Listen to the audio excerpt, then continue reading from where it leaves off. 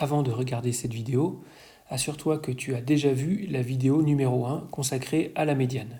Si c'est le cas, tu sais à quoi correspond la médiane et tu sais comment la calculer sur une petite série de valeurs. Tu as également pu t'apercevoir que le calcul est simple, à condition d'avoir un petit jeu de données.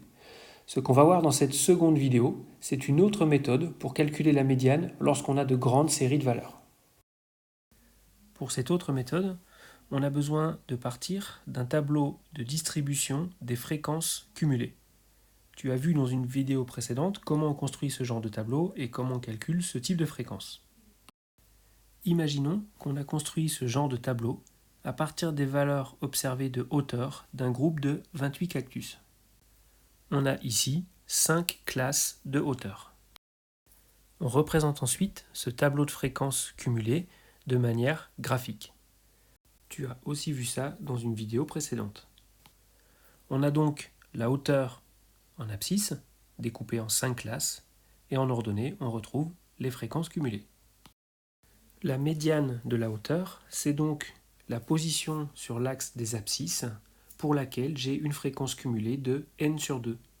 Ici, je représente la valeur de n, c'est-à-dire la fréquence cumulée de la dernière classe, et cette valeur vaut 28. Je cherche ensuite la valeur n sur 2, et cette valeur, c'est 14. Je regarde ensuite à quelle classe correspond cette fréquence cumulée de n sur 2. Je vois donc que la médiane est située dans la classe comprise entre 10 et 15 décimètres. En effet, quand je suis à la position x égale 10, je n'ai cumulé que 6 valeurs, donc moins de la moitié. En revanche, quand je suis à x égale 15, j'ai cumulé 18 individus, donc plus de la moitié. La médiane est donc quelque part entre les valeurs 10 et 15.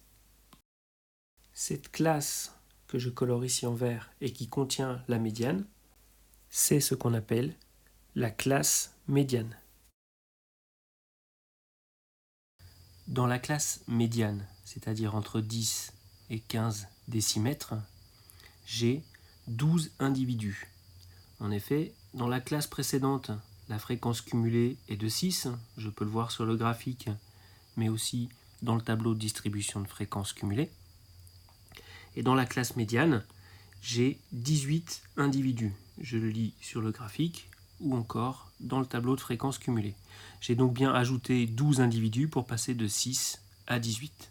N'ayant pas les valeurs exactes de ces 12 individus, je considère donc que les 12 valeurs qui appartiennent à cette classe sont réparties régulièrement entre les bornes 10 et 15. Autrement dit, on passe de la fréquence cumulée de la classe précédente à la fréquence cumulée de la classe médiane de cette manière. Ensuite, je n'ai plus qu'à prolonger la droite qui correspond à la fréquence n sur 2, 14 dans cet exemple, et je projette sur l'axe des abscisses la position de ce point d'ordonnée n sur 2. Voici donc la position de la médiane. Alors, si je fais ce graphique de manière suffisamment précise, sur du papier millimétré par exemple, je peux très bien lire graphiquement la valeur de la médiane. Ceci dit, je peux faire mieux que ça et calculer la valeur exacte de la médiane à partir de ce graphique. Si tu fais bien attention, tu vois dans cette figure deux triangles rectangles emboîtés l'un dans l'autre. Le premier est ici et le second est ici. Et cela doit te rappeler des souvenirs de géométrie, en particulier le théorème de Thalès. En effet, on a deux droites parallèles, celle-ci et celle-ci, qui sont coupées par deux droites séquentes, celle-ci et celle-ci. Ce théorème de Thalès me dit qu'il existe des égalités de rapport de longueur. En particulier, le rapport de cette longueur divisé par cette longueur est égal au rapport de cette longueur divisé par cette longueur. J'ai donc besoin de 4 longueurs pour écrire cette égalité. La première longueur, ici, est notée x parce que je ne la connais pas. Mais il suffirait que je la connaisse pour trouver la médiane en ajoutant cette longueur x à la borne inférieure de la classe médiane. Cette longueur est connue puisqu'elle correspond à l'intervalle de classe noté I. Cette longueur peut être facilement trouvée, puisqu'elle correspond à la différence entre n sur 2, que j'indique ici, avec n ici, et la fréquence cumulée de la classe précédant la classe médiane, ici, que je note fcum.m. Enfin, cette longueur correspond à la différence de fréquence cumulée entre la classe médiane et la classe précédente. Autrement dit, il s'agit de la fréquence absolue de la classe médiane, que je note Fm. Je peux donc écrire l'égalité des rapports issus du théorème de Thalès.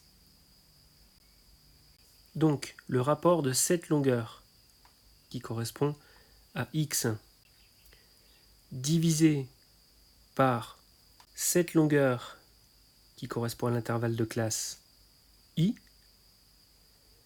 est égal au rapport de cette longueur, qui correspond à la différence entre n sur 2 et la fréquence cumulée de la classe précédant la classe médiane, divisé par cette longueur, qui correspond à la fréquence absolue de la classe médiane, notée Fm.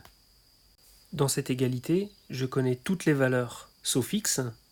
À l'aide d'un produit en croix, je peux donc écrire que x est égal à i multiplié par n sur 2 moins fcum.m, le tout divisé par fm. Finalement, pour trouver la médiane, il me suffit donc d'ajouter x à la borne inférieure de la classe médiane, que je note Lm.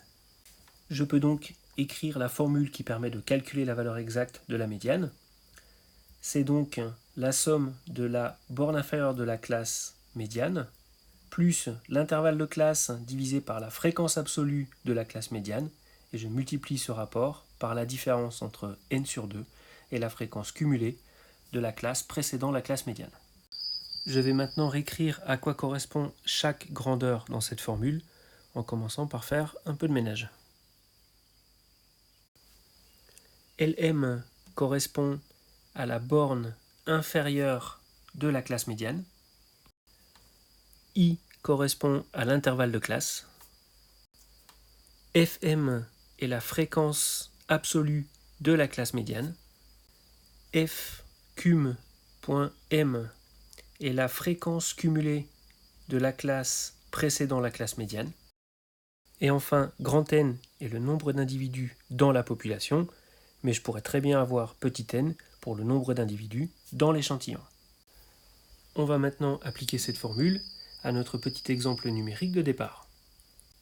Je remets donc les données desquelles on est parti, et je calcule la médiane à partir de la borne inférieure de la classe médiane, c'est-à-dire 10, plus l'intervalle de classe qui valait 5, divisé par la fréquence absolue de la classe médiane qui valait 12, multiplié par n sur 2, c'est-à-dire 28 divisé par 2, moins la fréquence cumulée de la classe précédant la classe médiane, c'est-à-dire 6.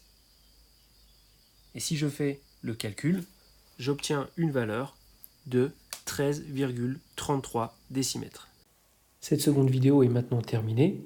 Le calcul de la médiane n'a désormais plus aucun secret pour toi.